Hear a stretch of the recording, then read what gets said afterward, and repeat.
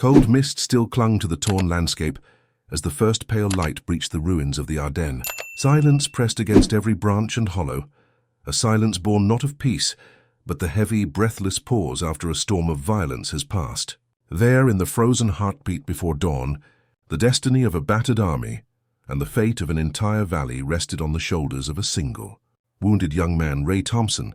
Ray's eyes flickered open, every nerve screaming protest against the raw ache of shrapnel buried deep in his side. Blood had dried across the fingers of his right hand. His breaths came shallow and thin, each one a fragile promise not yet broken by the overwhelming weight of terror. Torn, just a grey line on the horizon, bled its cold light across the devastated earth, illuminating the truth of war. This was not the place for heroes, nor the hour for hope. He gripped the battered frame of his Browning machine gun, knuckles white, muscles trembling. In the ruins scattered around him, the whispers of lost men seemed to echo with the rattle of distant tanks, ghosts urging him to hold one more moment, one more heartbeat. They were gone, all of them, his sergeant blown apart by a shell, his crewmates scattered, broken in mud and wire. Only Ray remained, a solitary guardian at the edge of the world. How had it come to this? Only 2 days ago, the laughter of his friends made the foxhole feel like home. Muddy, yes, but still a shelter from the storm. But the German counter-offensive shattered the lull. Panzers punched through the forests with fire and steel. Screaming engines, clanking treads, and the thunderous promise of death. Ray remembered running, remembered the shouts, the panic, the blinding flash as an explosion threw him clear of his burning tank. He should have died then. Yet war, indifferent as frost, left him breathing. Ray patched his wound in the blue-lit dark, teeth clenched against the pain.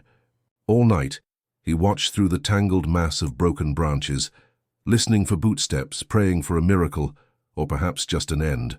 He could barely remember the world before. The warmth of his mother's kitchen, a letter from a sweetheart folded safely in his breast pocket, the smell of rain on the Ohio fields. They felt impossibly distant now. Here only the war was real. First light revealed the enemy. Black shapes moved across the horizon, armored hulks shouldering their way forward, a Panzer column, unstoppable and arrogant, with infantry advancing in cautious, measured strides. Ray's heart pounded against his ribs, each beat an echo of the marching soldiers. There was nowhere left to run. He pressed his eye to the battered iron sights, breath held, fingers ready. He thought briefly of surrender. But faces flashed before his eyes, the smiling lieutenant who shared his rations, the radio operator who'd sworn he'd make it home by Christmas, friends now lost in the carnage. Their memory was a weight Ray could not, would not put down. If he gave up, their sacrifice meant nothing. He would hold. Not for glory, not for medals, but for the simple, stubborn refusal to yield. As the panzers grew closer, their presence like a steel storm, Ray remembered the quietly spoken words of his sergeant. Sometimes, the difference between defeat and victory is one man who refuses to fall. In that frozen dawn, at the very brink of despair, Ray chose not to fall.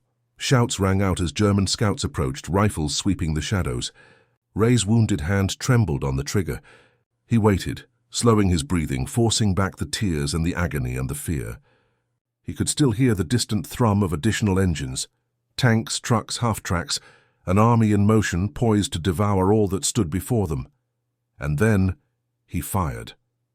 His machine gun erupted, slicing through the uneasy silence, raking the ground where the infantry crept. Denied surprise, the Germans scattered, shouts mingling with panicked commands. Tanks hesitated, turrets pivoting left and right, seeking the source of the attack. Ray worked the action, feeding belts with trembling hands, sweat stinging his eyes.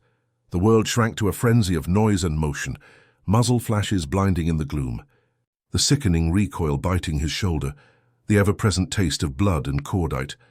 He did not see himself as a hero, but his actions in those moments were stitched into the very legend of war. A bullet smashed the earth inches from his head. Another ricocheted from the steel shield, sending splinters flying. Ray didn't stop. He couldn't.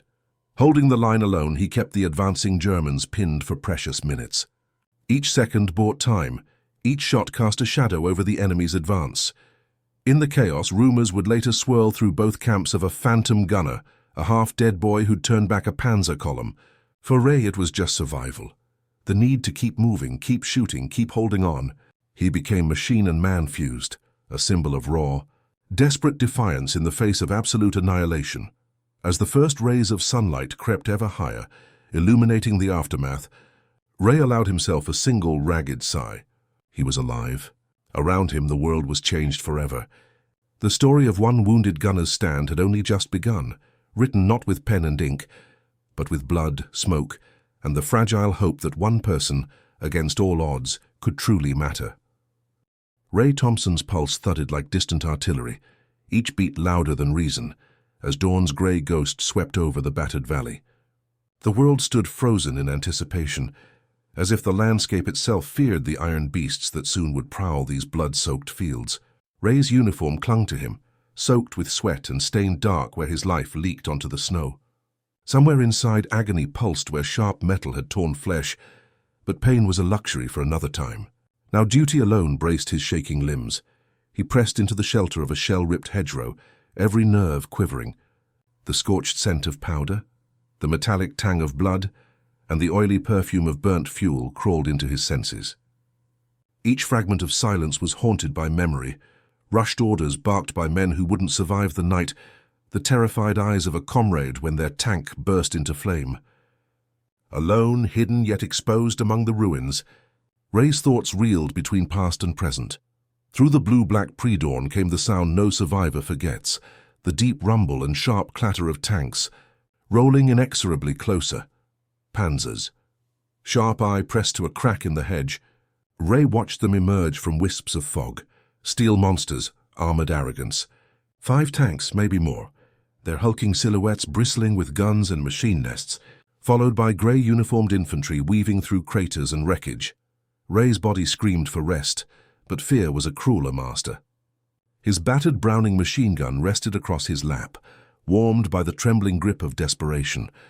His wound ached in time with his quickening breath. He tasted copper and terror. As the column approached, he thought of home, sunlit streets, a dog barking somewhere down the block, a letter in a drawer he'd been too afraid to read. But that world was gone. Here in the Iron Dawn, only survival mattered. The squad had been obliterated, scattered shards of a once proud unit. There would be no reinforcements. Ray's sergeant, whose steady growl had steadied frightened hands, had fallen in a torrent of shrapnel the day before. Others had vanished in a flash of flame or been buried under tracks. Ray was left with shredded memories, a machine gun, and a single searing command: hold the line. He forced himself to focus. The German column paused at the tree line, wary now. A crumpled jeep, still smouldering from last night's barrage, offered brief cover for a squad of grey-helmeted riflemen. Ray counted the heartbeats to calm his nerves, remembering every lesson hammered home in training. Wait, breathe, pick your moment. He braced the Browning and pressed his cheek against the cold metal, lining up on the lead scout. The trigger squeezed like memory itself. Muzzle flash flayed the darkness, hot lead tearing into the stunned advance. At first the Germans panicked. A mad scramble, men ducking and shouting as bullets spat earth and shattered limbs. Mechanized monsters shuddered to a halt, turrets hunting for his muzzle's flare. Ray kept fire short and controlled, shifting position as often as he dared. Blood loss sent sparks across his vision, every detail surreal in the chaos. German machine guns barked back, their tracers slicing the hedge around him. Shards of wood and earth exploded, one round biting through his sleeve and burning flesh. Ray grunted, ducking lower, hands sticky on the gun's frame. He forced himself up for another burst, breath ragged, minutes stretched eternal. Ray's world shrank to steel blood and smoke. Shells punched holes through the trees, sap and snow erupting where he'd crouched just seconds before. And yet he moved, always moving, just enough to avoid the death finding him. His vision blurred. He clung to the Browning, praying the barrel wouldn't seize. The Panzers roared in frustration, unable to pin him or move forward without risking their infantry. Ray's shots forced them to waste precious shells on ghosts, wasting time the column couldn't afford to lose. Somewhere behind the tanks, a German officer screamed orders. Men advanced in fits, dragging wounded comrades back, still wary of the lone gun fighting from the hedge. Ray's arms began to shake, not from fear, but from exhaustion. He wasn't a hero. He was terrified, desperate, angry that fate had abandoned him to this nightmare. But he couldn't stop. Not while the enemy pressed so close, not while even a handful of his friends might still be alive farther down the line. He pictured their faces, made his pain into fuel and fired again. His bullet struck a Panzer's vision slit, ricocheting and drawing curses in 2 languages. The tank's main gun swung toward him. Ray ducked as a shell roared above, shattering the trunk of a tree and raining splinters like needles. He spat blood and mud, firing blind until the barrel smoked in protest. Each second gained mattered. Ray's single gun had become a spectre, convincing the enemy that a force far greater waited in the woods. The Germans hesitated, regrouped, their officers frantic for options. Still Ray held on, heart pounding, gun stuttering, as the sun finally broke free and painted his hideout in pale gold. When, at last, the Germans pulled back, nursing their wounded and calling artillery over his position, Ray collapsed into the churned snow, not defeated, but undeniably victorious, if only for another hour, another breath. Here in solitude and terror, one wounded gunner had changed the fate of Dawn. Ray Thompson's pulse thudded like distant artillery, each beat louder than reason, as Dawn's grey ghost swept over the battered valley. The world stood frozen in anticipation, as if the landscape itself feared the iron beasts that soon would prowl these blood-soaked fields. Ray's uniform clung to him, soaked with sweat and stained dark where his life leaked onto the snow. Somewhere inside, agony pulsed where sharp metal had torn flesh, but pain was a luxury for another time. Now duty alone braced his shaking limbs. He pressed into the shelter of a shell-ripped hedgerow, every nerve quivering. The scorched scent of powder, the metallic tang of blood, and the oily perfume of burnt fuel crawled into his senses. Each fragment of silence was haunted by memory, rushed orders barked by men who wouldn't survive the night, the terrified eyes of a comrade when their tank burst into flame. Alone, hidden yet exposed among the ruins, Ray's thoughts reeled between past and present. Through the blue-black pre-dawn came the sound no survivor forgets, the deep rumble and sharp clatter of tanks, rolling inexorably closer. Panzers. Sharp eye pressed to a crack in the hedge, Ray watched them emerge from wisps of fog. Steel monsters, armored arrogance. 5 tanks, maybe more, their hulking silhouettes bristling with guns and machine nests, followed by grey uniformed infantry weaving through craters and wreckage. Ray's body screamed for rest, but fear was a crueler master. His battered Browning machine gun rested across his lap, warmed by the trembling grip of desperation. His wound ached in time with his quickening breath. He tasted copper and terror.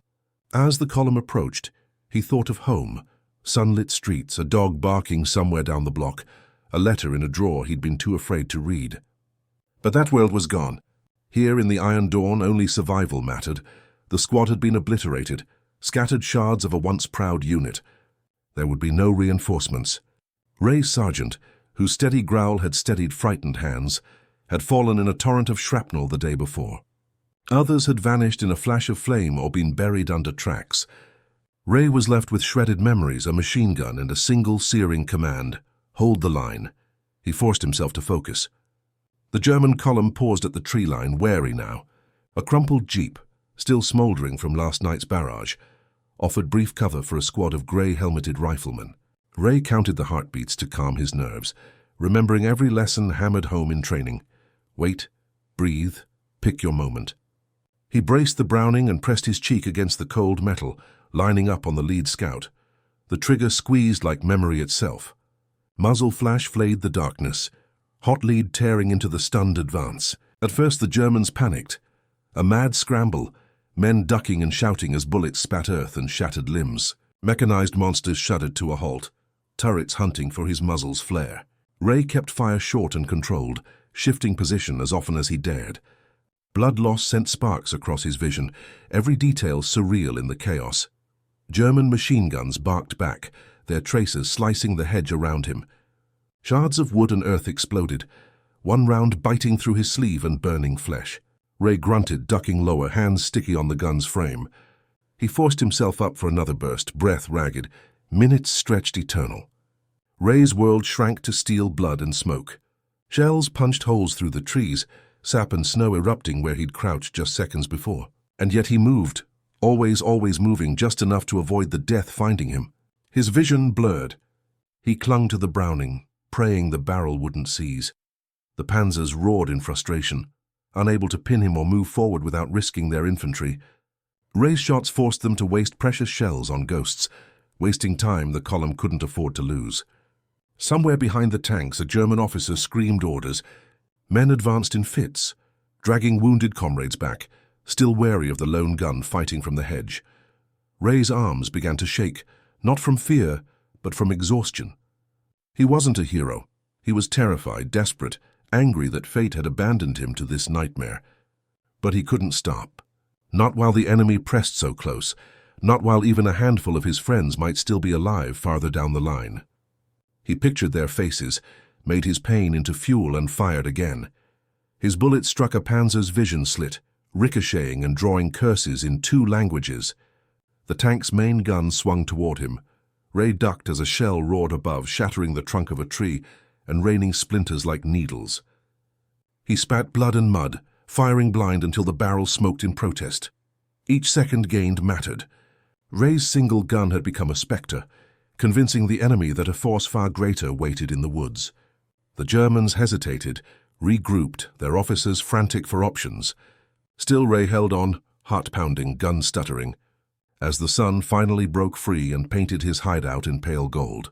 When, at last, the Germans pulled back, nursing their wounded and calling artillery over his position, Ray collapsed into the churned snow, not defeated, but undeniably victorious, if only for another hour, another breath.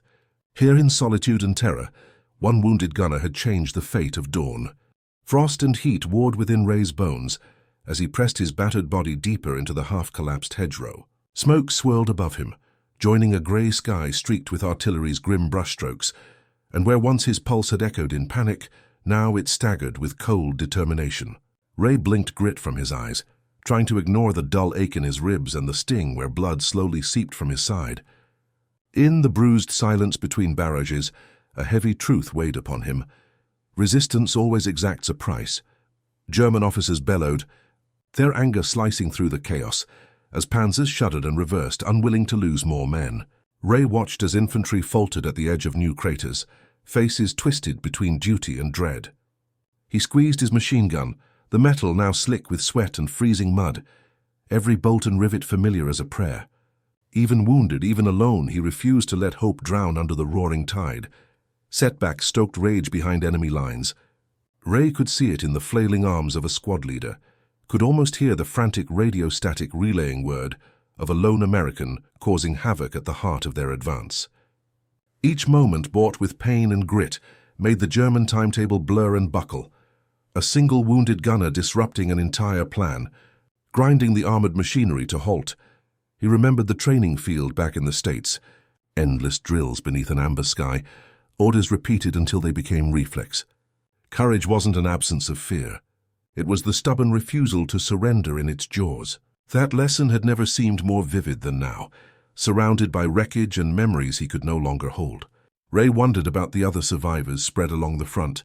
Were they fighting or fleeing, or lying silent beneath the snow? He pressed those thoughts aside, determined to remain their shield even just for another minute. Ray sensed movement on his right. Shadows slithered through the ruined fence, careful and slow. He gripped the Browning's handle, lining up the shot with aching arms. 2 German scouts darted forward, rifles raised. Ray's burst of fire was quick, precise. It sent them sprawling into the muck, their mission snuffed in moments. Bitter adrenaline spiked in his bloodstream. The enemy hesitated, then retreated, choosing to regroup rather than risk another charge. A volley of rifle rounds snapped overhead, splintering a dead trunk. Ray ducked, feeling the bark rain down over his helmet. The world was madness, a madman's dream of iron and fire, but in its heart was a boy who would not bow. Each shot Ray fired was a rebuke to despair itself. Somewhere behind him, another tank engine roared, sending vibrations up through the ground. Ray braced, ready to answer steel with resolve. As the Germans called for artillery support, Ray knew what would follow. A calculated bombardment meant to erase his position. He crawled from the hedge, inching through stinking, cratered snow to a new patch of cover. Every movement brought agony, but he refused to let injury slow him. He reached a toppled log, rested the Browning atop it, and peered out at the staggered wrecks of war. He could just make out the edges of the battered column. Tanks with scarred hulls, men hunched in the lee of twisted metal. Each minute he kept them pinned, allowed the battered American line another moment to regroup. Another sliver of hope to survive until reinforcements arrived. Ray's stand was no longer just for himself. It was for every soul trapped in the belly of the storm.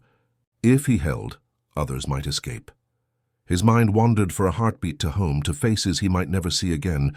Ray steeled himself and focused on the present, forcing back the terror and doubt. He managed to reload, muscles on the verge of collapse, hands numb as he worked the belt through the feed. The sky overhead flickered with the promise of more shells. German artillery began its evil work, rounds punching deep into the woods behind him. Ray gritted his teeth as the ground shuddered, deadly splinters whistling past. He fired at any sign of movement, determined that the enemy would pay for every step across this ruined ground. And pay they did. His resistance drew blood, frustration and respect from a foe unused to such chaos from a single wounded man. As dusk painted the battle in mournful shadow, Ray's strength ebbed and the silence, once menacing, returned as a frail comfort. The enemy, wary, withdrew to regroup again. Ray slumped against the log, vision blurring, breathing hard. Pain, exhaustion, and a spark of pride warred inside him. Somewhere, he was certain, the legend of this day was already being whispered aloud. The price of defiance was carved in flesh and fear, but Ray had made a difference that echoed beyond the ruined hedgerow. Shellfire echoed again, splitting the dusk into vivid stripes of orange and gray. Ray hunched beneath a charred fragment of timber, his machine gun cradled as if it were the last unbroken thing in a world that now existed solely to test his endurance. He listened as tank engines idled, grinding like angry beasts, each rumble a reminder of the ancient, metallic monsters prowling not just physical ground, but also the battered edges of his mind. The tactical landscape had shifted. The Germans were no longer rushing blindly into his killing field, as in the frantic first hour. Now they moved with a grudging respect, seeking to smoke out the solitary terror in the ruins with calculated caution. Shadows crept along the flanks, probing with rifles and grenades. The lesson of Ray's resolve sank deep into their bones. Ray's own tactics, born of training but forged by desperation, were a masterclass of adaptation. He shifted firing positions continually, masking his exact location. His camouflage was crude but effective, blending shattered branches and grease-streaked cloak. He counted each remaining belt of ammunition, rationing bursts and changing angles, mimicking the lethal routines of well-drilled crews who kept whole columns at bay. It was not simply a stand, but a chess match played out in mud, ice, and fire. In the smoke-wreathed moments between exchanges, Ray's mind wandered to the role of machine guns across the catastrophic breadth of this war. Legends had been written in the violent staccato of their fire, small teams holding bridges, pillboxes repelling tenfold enemies, lone gunners sparking uprisings in chaos. He remembered instructors speaking of interlocking fields of fire, arcs so deadly that no enemy crossing them survived for long. Ray had become a living embodiment of this doctrine, his lone gun transforming wreckage into fortress and hope web-boxed. The Panzer column began a methodical response, led by grey-clad engineers who advanced under the cover of smoke. Ray watched as they set up a mortar on the rim of a shell crater. A new threat gnawed at his resolve. He shifted again, crawling until pain shot through his injured side, positioning himself between white snowdrifts that would conceal his heat. The first mortar round landed wide, a slap of thunder on the edge of his senses. Dust settled, no movement. The Germans hesitated, waiting for him to flinch. He did not. Ray fired a short, furious burst, just enough to remind his enemy that silence could mean death. The machine gun thundered, and Ray felt its recoil drive resolve deeper into his exhausted muscles. On the field, men ducked, flattening into the frozen mud, hearts racing. Dusk thickened. The chess match continued. Ray's stand, so unlikely and stubborn, transfixed those who watched from elsewhere along the front. His actions forced German officers to redraw their maps, recalibrate their risk, and lose hours in procedural caution. Tanks, once symbols of Blitzkrieg's inevitability, now waited for infantry screens that wavered and hesitated beneath the crosshairs of a single defender. Each round Ray fired did more than wound or kill. It paralyzed ambition, seeding uncertainty among armored titans. Web v its web li bar. An artillery barrage shook the ruins. This Ray knew was the price for resisting so fiercely. The sky exploded in showers of steel. Dirt and stone whipped past, battering him in his shelter. Breath hammered in his lungs. He blinked away powder, crawled on elbows, and readied the Browning again as the barrage subsided. He would not fall. Just as the assault faltered, Ray glimpsed movement. A German squad dashed across open ground, desperate for progress. Ray's answer was a measured blast of fire, precise and unyielding, sending them sprawling. Another tank tried the flank, turret swinging for cover, but Ray's rounds smashed into its tracks. Angering but not disabling the beast, he felt, with every tremor of the machine gun, the ghosts of other battles. He remembered stories whispered on freezing nights, men who had held at Monte Cassino, or at Stalingrad, or in Normandy's hedgerows, their courage weaponized through steel and grit. Webpeaks. Ray was now one of them, history's shadow imprinted upon his pain-streaked body. Night fell, draping the valley in uncertainty. Ray's world narrowed to cold breath, warped sounds, and the machine gun warming beneath his hands. Alone, he watched lights flicker along the German column, signs of retreat or perhaps a new strategy brewing. Every muscle pleaded for rest, but he was vigilant, refusing to yield the ground he'd carved with courage and violence. In those final hours, Ray realized the depth of his transformation. No longer a boy with dreams of home, he was now the ghost beneath the iron sky, a force that bent the enemy's will and rewrote the laws of survival. Courage for Ray meant holding the line so others could escape, so the legend of a single wounded gunner could travel beyond the carnage. He braced for dawn's next assault, knowing that tonight at least, he had not yet been claimed by the long silence of the fallen. As midnight crawled across the shattered valley, Ray's mind flickered through the tactical lessons that had kept him alive this long. Every scrape, every sting of torn flesh was a testament not just to fate, but to the relentless logic of the machine gunner's art. In World War II, survival demanded improvisation as much as courage. Ray's actions were now pure embodiment of those methods, each movement dictated by hard-won battlefield truths. Every few minutes, he shifted cover, dragging his battered Browning to a new patch of ruin. Concealment was paramount, not just for evasion, but to confuse the enemy about his true location. Ray hid behind fallen beams, moved through drifts of snow and mud. He had learned the principle of creating maximum fire from minimum frontage, a machine gun's. Deadly power depended on concentrating its volume of fire across the narrowest possible, space while remaining nearly invisible. Web 73. Ray understood the value of surprise, and so never fired from the same position twice. When German squads advanced, he waited for them to cluster, opening fire only on large and deep targets where every bullet could change the outcome. He resisted impulse wastes, holding his fire until advancing infantry presented themselves in vulnerable bunches. Ammunition was gold. Waste could mean death. German tactics responded with caution, using engineers and mortarmen to probe Ray's cover. They tried smoke grenades, flanking maneuvers, and even artillery, hoping to dislodge the Spectre harrying their column. But Ray's resilience and battlefield intuition countered their efforts. He timed his bursts between barrages, fired into dead ground and gaps in armor, leveraging every lesson the war had taught. Web 50 Web 7 he applied the doctrine of interlocking fields of fire, firing so that angles overlapped and created puzzle pieces of destruction across the battlefield. On open ground, Ray would create grazing fire, bullets skipping low over the surface, denying Germans the ability to crawl or dash forward. At night, he used tracer rounds to illuminate paths and boundaries, each streak a warning and map for both friend and foe. Web. Ray's single gun became the heart of a defense that made the Panzer column hesitate, replan, and lose precious hours.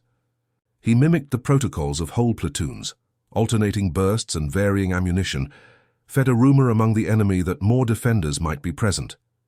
His lone action multiplied into legend with each minute gained. The nature of World War II's infantry warfare had changed dramatically from years prior. Machine guns brought not only firepower but mobility. The United States had focused doctrine on speed and suppression, while German units trained for aggressive combined arms tactics, grenades to break positions, mortars for indirect fire, tanks and squads in coordinated assaults, Web 7. Ray, driven by cuts and bruises, applied what he had seen and heard in training and battle, always refusing to yield. He used broken terrain as a fortress. The snow absorbed sound, the wreckage fractured sightlines, and the misery of wounds became a cloak against despair. With every attack resisted, Ray felt himself become less a man and more a principle, a living embodiment of the science of survival.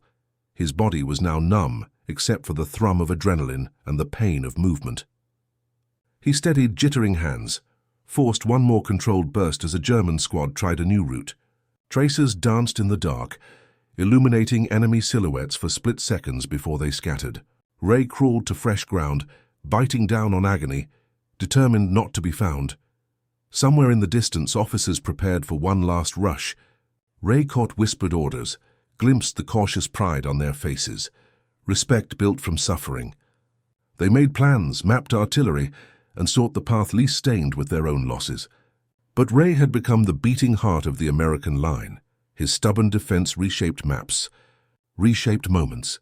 He studied the enemy, preempting their tactics by changing cover whenever mortar rounds struck nearby. Each time he moved, he created new beaten zones, elliptical groups of fire that blanketed the area with lethal intent. He denied Germans space to regroup, denied their squads safe passage, denied tanks their infantry shield. As the sky bled from deepest blue to the faint gold of morning, Ray's exhaustion grew overwhelming. His focus narrowed to a single burning thread. Survival meant defending. Defending meant adapting. Adapting meant resisting. The Panzer column still crouched at the far edge of the field, pinned in liminal territory by what they only now understood, a wounded gunner who mastered not just heroism, but the science of survival. In those fading hours, Ray knew that one man's knowledge and nerve could rewrite the story of an entire front. The bitter cold seeped deeper as the first hints of dawn bruised the eastern horizon, lending the ruins a ghostly blue glow. Ray, battered and bloodied, drew a trembling breath, the machine gun's chill stitching itself into his bones. His world now measured itself in the time it took to load a fresh belt, in the instant before enemies crept from cover, in the moments between deafening barrages and icy calm. The Panzer column, so bold just hours ago, now paused at the edge of his domain. Through wavering lines of smoke, Ray watched German officers clustered around a field map, their bodies etched in anxious silhouettes by the light of an electric torch. Tactics had shifted. This was no longer the brash lighting advance of armored doctrine, but a chess game against a ghost whose presence warped every choice. The Germans sent scouts forward, hunched low, hoping exhaustion or luck would finally silence the single gun that strangled their progress. Du meist, dir du feste. Every lesson Ray had learned about the science of machine gunnery became survival.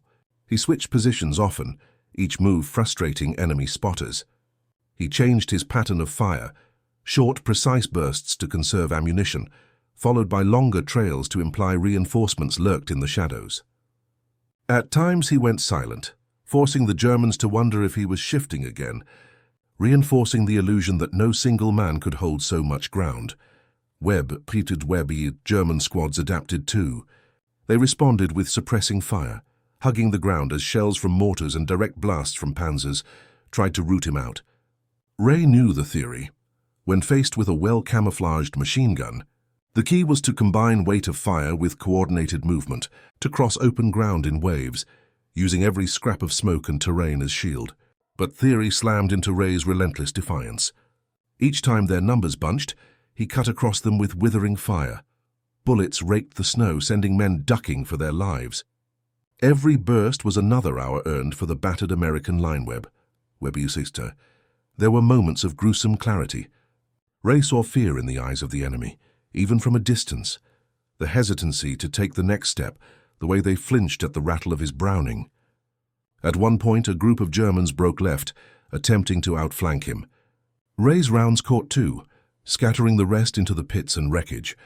Their silence followed, thick with the memory of screams. A howitzer's distant thunder announced that higher command would now pound every possible hideout.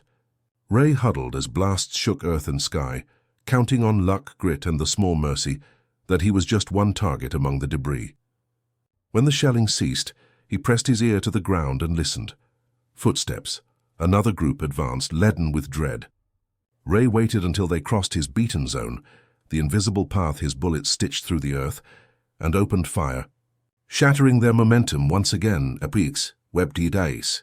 Inside the German lines, frustration mounted. Whispered arguments and shouted commands signaled commanders weighing fresh plans. Sometimes the enemy lobbed grenades blindly, hoping to shatter the spectre in the ruins. Each time Ray managed to crawl to safety, nursing his wound, his hands numb with cold and tension. But it wasn't only skill that kept Ray alive, it was the shaping of perception. The Germans believed themselves held by more than just a dying man with a gun. Machine gun theory teaches that the appearance of strength can be as effective as actual numbers. Darkness, shifting fire, and unpredictable silence convinced them a larger American force, perhaps an entire platoon, still clung to the wood's edge. By noon, the Germans made their decision. With casualties rising and no breakthrough in sight, they began to withdraw elements of the column, regrouping for another approach. Ray, spent and shivering but alive, saw the enemy's formation falter and fade. He'd forced an entire armored advance into retreat. His desperate nerve, tactical skill, and mastery of illusion had rewritten the orders of men and machines. Ray's battered form slumped against a charred log. Breath steamed in the cold air. His Browning, nearly out of ammunition, rested in his lap like a spent totem of defiance. For the first time since the nightmare began, the valley was his, not through overwhelming might, but sheer unwillingness to let go. Yet even in victory, he felt only exhaustion and a vertiginous ache for lost friends, for meaning. The machine gun fell silent as Ray closed his eyes, certain that the legend of this day would outlast any pain, any wound, any fear. All he could feel was the deep, haunting stillness of a world momentarily freed by the desperate stubbornness of one wounded gunner. The first fragile warmth of sunrise touched the earth, revealing scars etched into snow and soil, steel and flesh. Ray, slumped and nearly spent behind a barricade of churned logs and burned branches, felt its distant light creep across his battered uniform. His eyes stung with sweat and filth, but his heartbeat was a stubborn drum, the sound of a man who, though broken, had not surrendered. The Panzer column was gone, its retreat a silent testament to Ray's defiance. Across the field lay the debris of war, the twisted hulls of wrecked vehicles, the craters, clawed gouges by artillery, the dark stains where men had fallen. Silence reigned, but it was not the peace of victory. It was the hush that settles when survival itself becomes a legend. Ray tried to rise. Pain flared, sharp and insistent, but he pressed through, crawling from his hiding place to survey the aftermath. He saw spent shell casings, shattered branches, the lingering memory of each exchange, each desperate hour. He counted the rounds that had saved his life, the broken belt of the machine gun now draped loosely from his trembling hands. His fingers traced the cold metal, as if searching for the courage he'd spent so recklessly. He recalled flashes of the previous night, German flashlights moving through mist, the metallic clatter of mortars and grenade bursts, his own breathing punctuated by shouts and ricochets. Ray's world had shrunk to tactics, the constant shifting of cover, the measured bursts that tricked the enemy, the forced silences that conjured illusions of a squad instead of a lone gunner. These methods, the distilled essence of a machine gunner's doctrine, had become the very rhythm of his survival. He remembered staring at the frozen faces of those he'd forced back, not with overwhelming power, but through the unyielding mastery of fear, patience, and terrain. The lessons of battle had cut away every illusion. The enemy could be defeated not always by strength, but by denying them certainty, making each approach a gamble and every step a risk. Ray was the embodiment of all he'd learned. As Ray huddled against the chill, distant voices echoed over the ridgeline. American soldiers finally advancing as the German withdrawal set their route free. Soon medics would find him, extracting his broken body from the ruins, patching wounds both visible and hidden. But even as hands reached for him, Ray's gaze lingered on the field, wondering if the legend born here would outlast his suffering. Generations would retell his story. They would speak of the lone wounded gunner who held off an entire armored column by wielding not only courage, but the deep science of machine gun warfare. His resistance became more than myth, influencing doctrine for future battles. Survivors studied his maneuvers, learned the value of beaten zones, how to multiply presence through deception, how to camouflage strength where only desperation lay. Web sapim was web. Ray's stand echoed through the halls of memory and combat, shaping thoughts both on the front and in distant classrooms. From Monte Cassino to the Ardennes, from pillboxes to foxholes, his ordeal became a point of study, a warning and an inspiration. Bullets and nerve, tactics and heart, written together in a single dawn of fury and frostweb. He drifted in and out of consciousness as hands lifted him to a stretcher, wrapped blankets around his shivering frame. Yet every jolt reminded him of the agony. Every whispered word from a medic mirrored the awe in their eyes. Ray had not set out to be a hero. He had acted out of necessity, and necessity had become legend. Even as he was carried away, Ray's thoughts reached for the faces lost along the line, the friends gone to gunfire and steel. His hope, fragile but indomitable, was that his hours of defiance had bought someone their return home, had filled the lonely dark with one more chance at life. The cost was high, paid in flesh and memory, but the reward was written in the silence that followed the enemy's retreat. Long after that day, soldiers crossed snowy fields with caution born of Ray's lesson. Commanders debated new strategies, inspired or haunted by the story of a wounded boy and his battered Browning. In smoky barracks and lecture halls, the name of Ray Thompson was spoken softly, a touchstone for courage, a cipher for how survival and resistance could reshape the war. The valley that witnessed his stand bore scars for years, black marks of fire and metal testimony. Yet even among the ruins, new life crept. Wildflowers edge along craters' lips, birds reclaim twisted branches. Ray's legend hung in the morning air, heavy with sorrow but alive with meaning. Courage is not the absence of fear, but its relentless denial. Ray became the line between annihilation and hope. The echo of his gunfire faded, but the memory never did. Survivors who walked that burned ground remember the day one wounded gunner halted history, and so the chapter closes, not in victory or defeat, but in the quiet certainty that sometimes the fate of nations rests with the haunted breath and battered will of a single soul. If you've stood with us through the thunder of history, you know there's always more beneath the surface. Hit subscribe now and ring the bell, because every story of war, courage, and consequence deserves to be told. Join our ranks, dive deep into the untold battles, and become part of the mission to remember. Your next chapter starts here.